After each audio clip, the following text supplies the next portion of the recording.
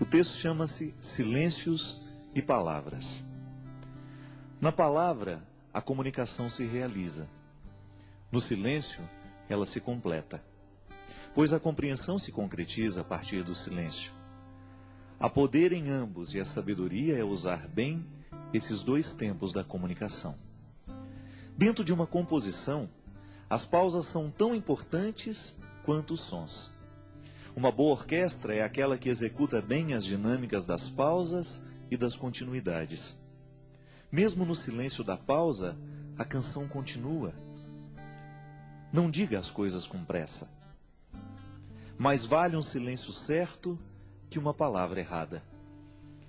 O poeta mineiro Carlos Drummond de Andrade recomendava aos poetas: convive com os teus poemas antes de escrevê-los.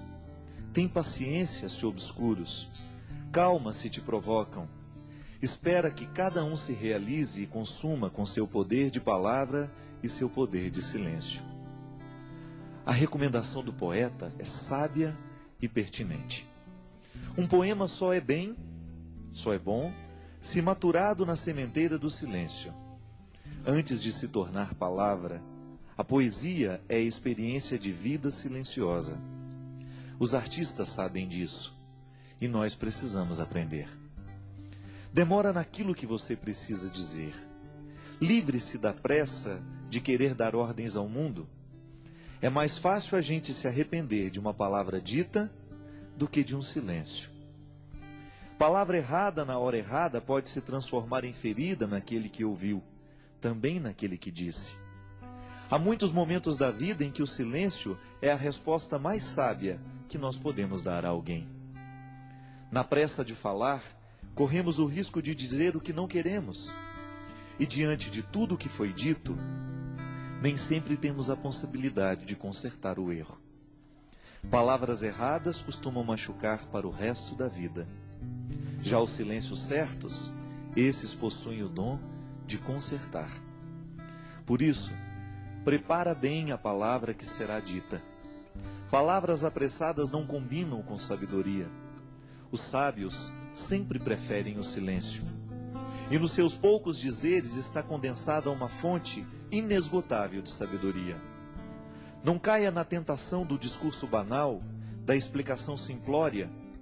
Queira a profundidade da fala que nos pede calma. Calma para dizer, calma para ouvir.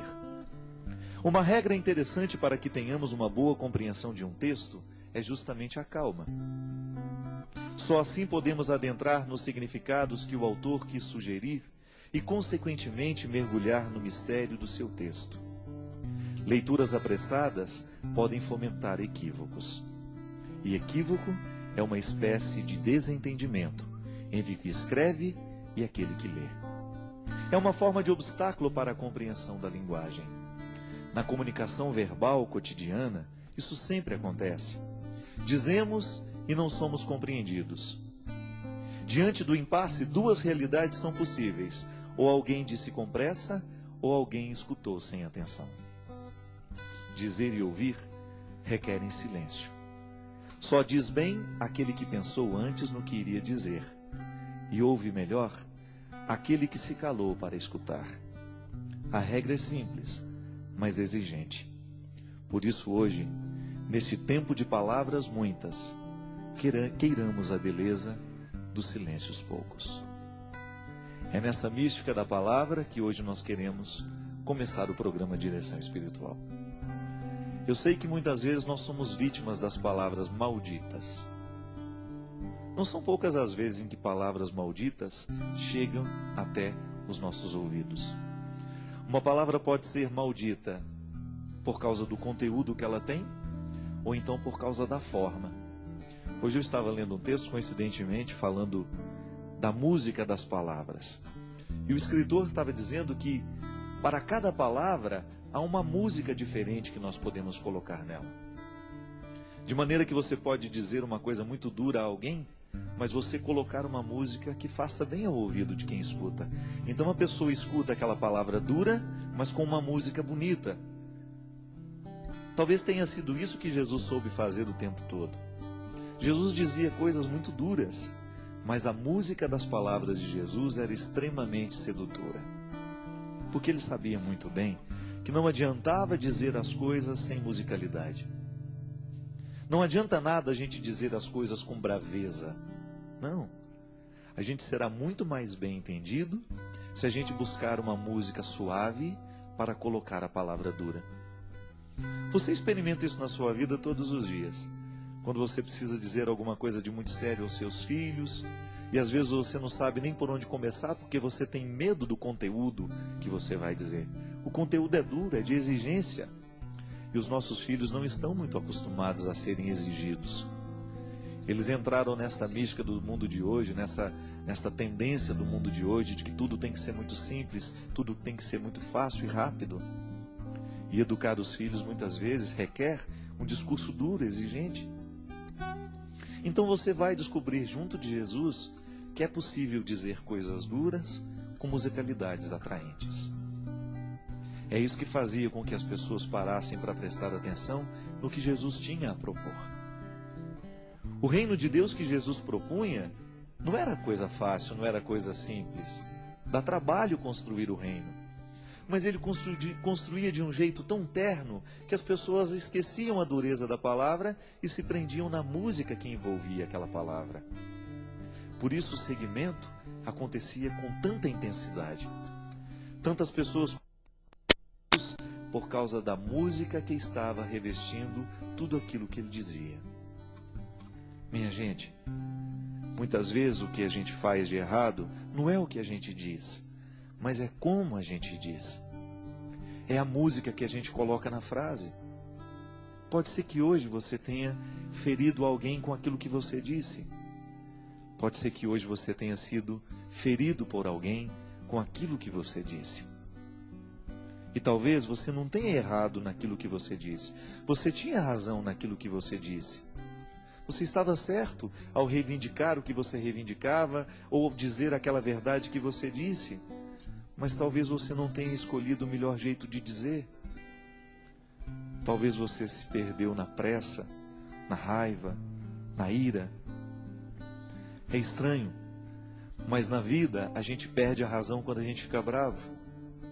Na vida a gente perde a ternura quando a gente se irrita, porque a ira, ela tem o poder de retirar de nós a sabedoria. E quando nós estamos fora da sabedoria, geralmente nós não sabemos colocar músicas nas palavras. Todos nós gostamos de música. Todos nós gostamos de ouvir aquilo que entrou um dia dentro do nosso coração, nos fez bem. Por quê? A palavra veio com música, ela não veio sozinha. O intérprete colocou naquela palavra uma intenção tão bonita que você de fato acreditou naquilo que ele estava cantando. Uma canção bem interpretada, ela expressa todo o poder de verdade que o compositor quis dar. Mas aquele que interpreta, o bom intérprete, ele faz a canção se tornar ainda mais verdadeira do que quando nasceu da mão do compositor. Porque ele soube colocar a intenção da voz. Eu, quando dava aula na faculdade de teologia, lá na faculdade de Uniana, eu sempre dizia para os meus alunos que seriam padres um dia: olha, cuidado para você não ficar com um tom de voz, um jeito de falar igual a todo mundo. Busque a melodia das palavras. Busque o seu jeito de dizer.